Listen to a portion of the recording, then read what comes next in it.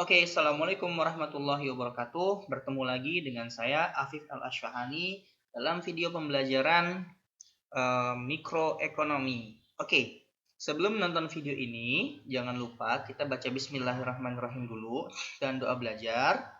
Selanjutnya, buat yang belum subscribe, silahkan subscribe dan berikan like, komen, dan share kalau misalkan kamu suka video pembelajaran mikroekonomi ini. Oke, follow juga akun saya yang lain, akun Instagram @afif_al-ashfahani. Oke, pada hari ini kita ingin membahas tentang elastisitas ya, sebagai kelanjutan dari pertemuan kita yang sebelumnya. Nah, sebelum dimulai, saya punya pertanyaan nih buat teman-teman untuk berpikir gitu ya. Ada 2 pertanyaan setidaknya. Mengapa ketika kita sakit, kita akan membeli berapapun harga obat itu gitu ya. Ini pertanyaan pertama. Silakan difikirkan jawabannya. Yang kedua, kenapa sebuah lukisan Mona Lisa yang dibuat pada tahun 1500-an itu dihargai sangat tinggi sampai 725 triliun. Oke? Nah, ini coba teman-teman pikirkan kenapa ya kalau misalkan kita pergi ke apotik terus kita dikasih tahu harga obatnya sekian, kita oke-oke aja gitu. Dan kenapa sebuah harga lukisan Mona Lisa itu begitu sangat tinggi sampai dihargai 725 triliun. Nah, kita akan cari tahu jawabannya kalau misalkan teman-teman nonton sampai akhir video ini, oke? Nah, elastisitas gitu ya. Elastisitas ini kalau misalkan teman-teman mikir karet gitu ya. Karet mempunyai sifat elastis, yaitu bisa melar ya kan, bisa melar. Ini anggap ini karet ini bisa melar, bisa tidak melar, bisa kembali ke bentuknya semula. Nah, sama pengertian elastisitas ini juga bisa diambil dari pengertian karet itu yang memiliki sifat elastisitas gitu. Maksudnya gimana sih? Ketika sebuah barang disebut elastis apabila dia gampang berubahnya, ya cenderung mudah untuk dirubah. Tapi ini saya punya kipas contohnya, ini tidak elastis gitu ya. Kenapa? Karena dia tidak bisa melar atau tidak bisa diubah dengan mudah gitu ya. Nah, kalau kita relatekan dengan pertemuan kita minggu lalu, dari hukum permintaan kita tahu bahwa ketika harga naik maka permintaan akan turun ya. Itu hukum permintaan. Tapi hukum permintaan itu hanya bercerita tentang kualitatif gitu ya. Seberapa besar perubahan permintaan ketika harganya itu berubah, itu berapa tidak disebutkan. Nah, maka pada hari ini kita pengen lebih dalam lagi nih melihat seberapa jauh perubahan itu gitu dari sisi kuantitatifnya. Seberapa besar perubahan permintaan ketika harga itu berubah, contoh misalkan Rp1.000 gitu ya. Nah, elastisitas ini berbicara tentang seberapa besar respon kenaikan atau penurunan jumlah permintaan akibat adanya perubahan harga. Nah, ini kita fokus dulu ya ke elastisitas permintaan dulu. Nanti ada elastisitas penawaran dan ada elastisitas penawaran ya. Oke. Jadi elastisitas di sini adalah bercerita tentang respon atau berapa besar perubahan itu, seberapa besar sih ya dari sisi kuantitatifnya ya. Oke. Respon kenaikan jumlah permintaan yang lebih besar dibandingkan dengan perubahan kenaikan harga disebut elastis ya. Ketika responnya itu lebih besar, kenaikan permintaannya lebih besar dibandingkan dengan kenaikan harga, maka kita sebut barang itu elastis. Oke? Nah, konsep perubahan ini itu dalam bentuk persentase gitu ya. Nanti kita kasih contohnya gitu.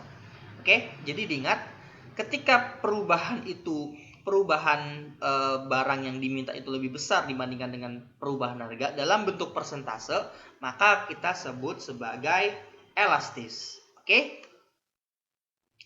Nah, di sini saya punya contoh gitu ya. Ketika sebuah harga terjadi kenaikan pada sebuah harga itu sebesar 1.000 menjadi 1.200 ya. Ingat ya, dari 1.000 menjadi 1.200 itu naiknya berapa? Sekitar 20%. Ya, 200 dari 1.000 itu 20%. Ya. Di sisi lain, hal tersebut menurunkan permintaan dari 10 menjadi 3. Ya, ini turunnya berarti berapa? 7 ya, atau 70%. Gitu ya. Nah, di sini ini saya revisi dulu. Di sini berarti perubahan permintaan sebesar 70% lebih besar daripada perubahan harga sebesar 20%. Maka kita sebut barang ini elastis. Oke. Saya ulangin, ketika jumlah permintaan yang berubah lebih besar daripada jumlah harga yang berubah, maka kita sebut sebagai elastis ya. Nah, ini grafiknya. Contoh di sini, tadinya harganya adalah harga di titik A. Titik A ini adalah harga 1.200 di titik B. Harga di titik B adalah Rp1.000 dengan jumlah permintaan 10. Nah, tapi ketika harga berubah menjadi harga di titik A naik sedikit saja dari 1.000 menjadi 1.200, maka jumlah barang yang diminta langsung turun menjadi 3. Nah, ini kita katakan barang ini adalah elastis. Oke, saya ulangin sekali lagi, ketika jumlah barang yang diminta itu responnya sangat besar dibandingkan dengan kenaikan sedikit harga, maka kita sebut ini sebagai elastis. Nah, ilustrasi berikutnya, ketika kenaikan harganya tetap 20%, tapi penurunan jumlah yang diminta ini cuma sedikit. Contoh dari 10 menjadi 9 gitu ya. Berarti kan dia hanya turun 1 ya, berarti 10% gitu ya. Maka perubahan permintaan hanya turun 10%, sedangkan perubahan harga naik 20%. Nah, ini kita sebut apa? Sebagai inelastis atau tidak elastis. Nah, ini ketika dari titik B harganya adalah 1 dan jumlah yang diminta adalah 10, maka ketika harga naik menjadi 1,2, itu jumlah permintaan turunnya sangat sedikit dari 10 menjadi 9 gitu ya, atau hanya 10%. Yang ini naik 20%, yang ini turun 10%. Jadi lebih besar perubahan harga dibandingkan perubahan permintaan. Maka kita sebut sebagai inelastis ya. Nah, kalau proporsinya sama besar ya, contohnya kenaikan penurunan jumlah yang diminta dari 10 menjadi 8 gitu ya. Tadi kan harganya berubahnya 20%. Dari 1000 menjadi 1200, sekarang jumlah barang yang diminta juga turunnya juga 20% gitu. Maka kita sebut itu sebagai elastis uniter. Ya. Jadi sama-sama turunnya 20%. Ini naiknya 20%, ini turunnya 20%. Dari 1000 ke 1200 itu naik 20%, dari 10 ke 8 itu turun 20%. Maka kita sebut sebagai elastis uniter atau elastisitasnya sama dengan 1 ya, teman-teman. Kayak begitu. Nah, dari tadi kan oke, sebentar. Sebelum saya menjelaskan contoh jenis-jenis barang dan faktor-faktornya, saya mau jelasin lagi yang lain. Ada yang namanya inelastis sempurna. Nah, inelastis sempurna ini ketika jumlah barangnya, atau kalau dari sisi supply, jumlah supply-nya itu sudah tidak bisa naik lagi. Jadi berapapun harganya itu akan tidak mempengaruhi jumlah yang disupply atau jumlah yang diminta ya. Jadi contohnya di sini adalah apartemen atau rumah. Ketika apartemen itu harganya naik atau harganya turun, bukan berarti pemilik apartemen akan menghancurkan atau membangun lagi apartemennya. Kenapa? Karena jumlah apartemen atau jumlah tanah di situ terbatas, kecuali misalkan pindah tanah ya gitu ya. Ini contohnya adalah ketika di sebuah pemukiman padat ya, ada pemilik apartemen gitu ya. Ketika harganya naik atau harganya turun, maka dia tidak lantas menghancurkan apartemen itu atau membangun lagi apartemen itu, enggak, karena ya cuma satu apartemennya gitu, nggak bisa kemana-mana lagi gitu. Itu adalah contoh inelastis sempurna.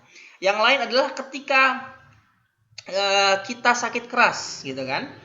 Nah, ketika kita sakit keras, maka berapapun obat harganya akan kita beli seperti itu. Ini adalah contoh inelastis sempurna. Artinya berapapun harganya, ini harganya misalkan 1 naik jadi 1,2, naik jadi 1,3 terus naik, itu berapapun akan kita beli harganya barangnya seperti itu. Nah, ini kita katakan sebagai inelastis sempurna. Sedangkan elastis sempurna ini contohnya ketika sebuah barang memiliki substitusi yang sempurna, ya. Artinya punya substitusi barang ini. Cenderung ini elastis sempurna. Contohnya di sini, contoh yang paling ekstrim adalah untuk barang-barang mewah seperti seperti harga tiket kapal pesiar gitu ya.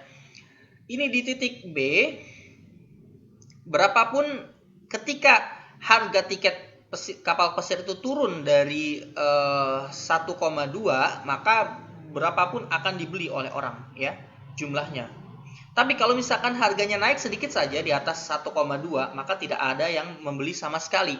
Itu makna dari elastisitas sempurna. Kebalikan dari inelastis.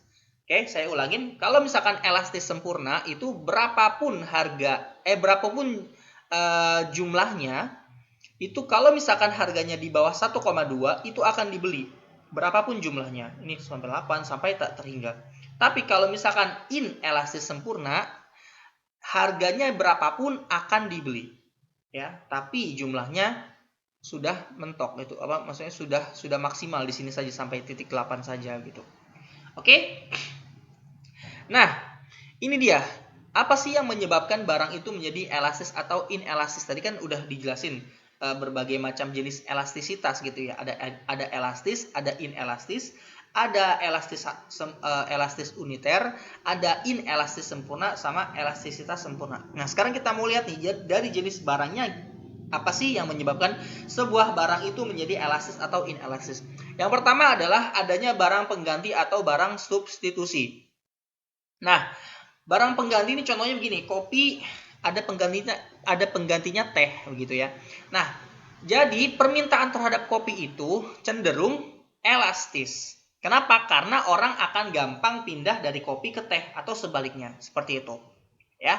Contohnya kebalikannya dari contoh barang yang elastis adalah barang inelastis, contohnya telur ayam gitu ya. Ini telur ayam cenderung nggak ada penggantinya gitu ya. Mungkin telur bebek bisa menjadi pengganti, tapi tidak umum orang memakan telur bebek kecuali pada kondisi tertentu gitu. Tapi keseharian kita menggunakan telur ayam. Jadi berapapun harga telur ayam, cenderung orang tetap akan membelinya, ya kan? Seperti itu. Selanjutnya, yang kedua adalah barang pokok dan barang mewah, gitu ya. Kalau barang pokok itu cenderung inelastis. Artinya berapapun harganya, cenderung kita tetap akan membelinya. Contoh di sini beras, gitu ya. Beras berapapun harganya, berapapun kenaikan harganya, kita cenderung akan membeli, ya. Tapi kalau misalkan contoh barang mewah seperti tadi ya, kapal pesiar atau mobil sport gitu ya, itu cenderung elastis gitu. Ketika harganya naik sedikit saja, dia cenderung akan mengganti barang itu gitu ya, karena dia barang mewah seperti itu, bukan barang pokok. Jadi kalau barang mewah tuh orang lebih gampang ya nggak berubah gitu ya. Tapi kalau misalkan barang pokok, dia cenderung tetap berapapun kenaikan atau penurunan harganya. Oke. Selanjutnya adalah membandingkan jangkauan jenis pasar. Nah, ini maksudnya gimana? Maksudnya begini. Pasar, kalau misalnya kita membandingkan pasar yang terluas gitu ya, itu kita cenderung akan menemukan barang itu inelastis. Contohnya adalah kebutuhan dasar. Di sini makanan itu lebih inelastis. Kalau misalkan kita membandingkan makanan dengan pakaian, kenapa? Karena nggak ada penggantinya makanan gitu. Makanan ya makanan, nggak bisa kita kalau lapar kita harus makan, nggak bisa pakai baju gitu ya. Itu lebih inelastis gitu ya. Artinya tidak berubah, permintaan terhadap makanan tidak berubah. Tapi kalau misalkan kita memperbandingkan antar jenis makanan, contohnya di sini makanan siap saji dibandingkan dengan makanan sehat, ya. Jadi ini udah lebih mengerucut, ya. Makanan siap saji itu lebih elastis karena kita membandingkan dengan makanan sehat. Kenapa? Orang bisa memilih. Ada pilihan makanan siap saji, ada pilihan makanan sehat, ada pilihan makanan apalagi yang lain. Makanan tradisional contohnya ya. Karena dia sudah mulai memiliki pilihan-pilihan. Jadi pasarnya menjadi lebih mengecil, mengerucut ke jenis makanan. Nah, kalau kita kerucutkan lagi, Contoh di dalam pasar makanan siap saji itu ada apa? Ada burger, ada fried chicken, ada pizza, itu lebih elastis lagi. Kenapa? Karena semakin banyak pilihannya. Contoh kita kalau misalkan harga burger naik, kita bisa langsung milih pizza. Kalau misalkan harga pizza naik, kita bisa milih apalagi French fries atau yang lainnya. Jadi semakin mengerucut definisi kita terhadap pasar itu akan semakin elastis seperti itu ya. Selanjutnya adalah jangka pendek dan jangka panjang. Nah, barang dalam jangka pendek itu cenderung inelastis ya. Kenapa? Karena orang tidak punya pilihan lain. Contohnya ketika harga bensin naik, dalam jangka pendek orang tetap membeli bensin itu gitu ya. Kenapa? Karena tidak ada pilihan lain gitu. Mungkin. Nah, kebalikan lawannya adalah jangka panjang. Dalam jangka panjang mungkin orang punya pilihan lain terhadap penggantinya bensin, misalkan renewable energy, tenaga surya atau tenaga listrik seperti itu. Tapi dalam jangka pendek ketika harga dari bensin itu naik, maka orang cenderung tidak akan berubah begitu. Dia tetap akan membelinya. Oke?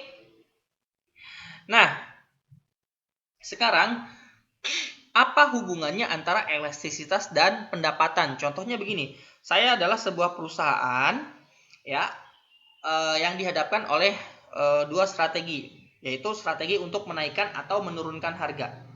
Strategi untuk merubah harga atau tidak merubah harga ya. Merubah harga tuh bisa naik bisa turun begitu. Nah, ketika apakah yang apakah yang menjadi dasar perusahaan dapat menggunakan harga sebagai strategi? Ya, strategi. Contohnya, apakah saya harus merubah harga atau tidak merubah harga? Itu tergantung elastisitas permintaan. Nah, kalau permintaannya itu elastis, jangan dirubah harganya. Kenapa? Karena nanti akan terjadi penurunan pendapatan. Di sini kita lihat, mulanya adalah di titik B. Ketika di titik B, itu harganya 1 dan jumlah permintaannya 10. Ya, artinya dia mendapatkan pendapatan 10. Ya, pendapatan adalah P kali Q, ya, jumlah harga dikali jumlah permintaan, jumlah kuantitas. Nah, tapi ketika harganya naik saja, naik dari naik dari 1 menjadi 1,2 saja, naiknya hanya 0,2, maka jumlah barang yang diminta itu langsung turun menjadi 3, dari 10 menjadi 3. Artinya pendapatan turun drastis dari 10 menjadi 3,6. Tapi kalau misalkan permintaan terhadap barang itu inelastis, berapapun harganya akan dibeli gitu ya. Ya sudah, berarti strategi menaikkan harga itu cenderung lebih efektif buat dia. Contohnya di sini adalah titik awal di titik B. Pendapatannya dia 1 kali 10. Karena harganya 1, jumlah barangnya 10. Berarti pendapatan dia 10. Sedangkan di titik A, dia menaikkan harga nih dari 1 menjadi 1,2 ya. Jadi naik gitu ya, 0,2 gitu. Nah, 1,2 dikali 9 maka kita ketemukan 10,8 gitu ya. Jadi ketika perusahaan dihadapkan oleh permintaan yang inelastis, maka strategi kenaikan harga itu lebih tepat. Oke? Nah, berikutnya adalah jenis elastisitas yang lain, yaitu elastisitas pendapatan. Nah, ini contohnya seberapa besar perubahan permintaan jika terjadi kenaikan pendapatan. Ini nanti ada jenis barang inferior, dan ada jenis barang normal. Nah, jenis barang normal ini, jenis barang inferior ini, kalau misalkan pendapatannya naik, ya, pendapatan naik, permintaannya turun. Artinya ketika pendapatannya semakin naik, maka permintaan terhadap jenis barang inferior akan semakin turun. Sedangkan jenis barang normal, ketika pendapatannya naik, maka permintaan terhadap barang normal itu juga naik gitu ya. Ini jenis barang normal begitu ya. Nah, nanti kita lihat juga seberapa elastis atau seberapa inelastis ya. Tapi di sini saya berbicara masalah arah dulu. Inferior itu kalau misalkan arahnya adalah negatif terhadap pendapatan. Semakin besar pendapatan, semakin rendah permintaan barang inferior. Itu berarti arahnya negatif. Sedangkan kalau yang positif itu adalah normal, barang normal. Semakin besar pendapatan, semakin besar juga permintaan terhadap barang normal, gitu ya.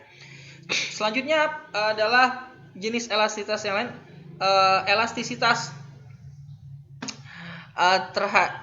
terhadap barang lain. Contohnya barang X dan barang Y. Ya, di sini ini ada barang komplementer dan barang substitusi. Ketika harga barang komplementer naik, maka cenderung jumlah permintaan barangnya yang lainnya itu naik juga. Contoh begini, ketika harga kopi dan gula ya, contohnya ketika harga kopi naik, ketika harga gula naik, maka harga kopi cenderung juga naik. Ya, permintaan kopi cenderung juga turun karena ini komplementer. Dan kalau sebaliknya yang substitusi, ketika harga teh naik, maka cenderung permintaan terhadap kopi itu naik. Kenapa? Harga teh naik, permintaan teh turun. Ya, permintaan teh turun, permintaan kopi naik, begitu. Yang barang substitusi. Kayak gitu. Nah, ini seberapa besar itu dilihat dari elastisitas harga barang lain. Kayak gitu ya. Oke. Dan yang terakhir adalah, ini jawaban aplikasi elastisitas yang tadi awal. Saya pengen bahas jawaban yang tadi pertanyaan di atas. Kenapa kita cenderung membeli obat berapapun harganya? Karena obat itu jenisnya adalah inelastis, cenderung inelastis sempurna. Ya, berapapun harganya, kita cenderung akan membelinya, ya kan? Karena apa? Karena kita butuh, gitu ya.